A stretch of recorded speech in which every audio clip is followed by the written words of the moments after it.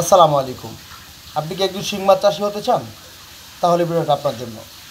আজকে মূল ভিডিও জুড়ে আলোচনা করব যে বর্তমানকালে দেশি জাতীয় শিং মাছ যা কেমন পুকুরে চাষ উপযোগী হতে পারে। আপনারা স্ক্রিনে এখন যে মাছগুলো দেখতে পাচ্ছেন এগুলো হলো কেজিতে 320 টাকা পিস, 1 কেজিতে দেশি জাতীয় শিং মাছের পোনা। আমাদেরকে অনেক চাষিরা প্রশ্ন করে দেশি জাতীয় ফিমেল জাতের শিং মাছগুলো আকৃতির কেমন হতে পারে।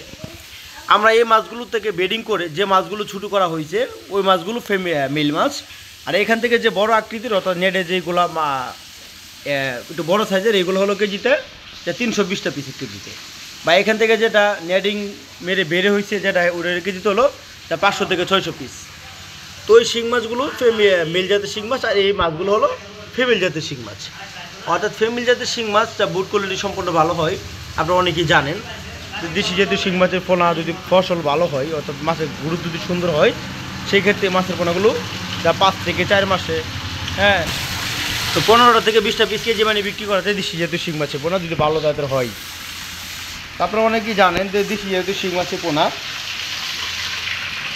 পুকুরে মাছের পোনা চাষ করতে হলে আপনাদের লক্ষ্য রাখতে হবে ভালো একটা পুকুর আয়তন ছোটো হোক বা বড় হোক মাছের পোনাগুলো চাষ করা যায়, যেটা পুকুরে যেন 4 থেকে 5 ঘন্টা রোদের আবহাওয়া পড়তে পারে এমন একটা পুকুর নির্বাচন করতে হবে মাছ চাষের জন্য।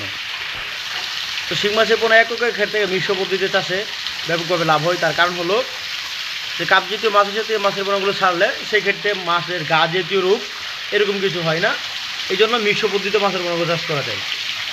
বাংলা কাপ জাতীয় মাছের সাথে চাষ করতে হলে প্রতি সদস্যে 200 থেকে 250 পিস করে মাছের পোনাগুলো চাষ করতে পারেন।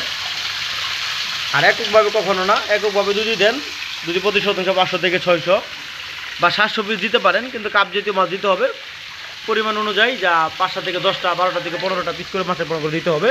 অন্য মাছের পোনা যেমন কাপ জাতীয় সিলভার, ব্রিকেট, ক্যালিভার সেসব মিক্স করে দিতে হবে। তো দেখেন শিং মাছের পোনা এখানে সম্পূর্ণ মাজাত সম্পূর্ণ কোয়ালিটি ভালো, অরিজিনাল দেশি শিং মাছের পোনা আপনারা চালিয়ে নিতে পারেন।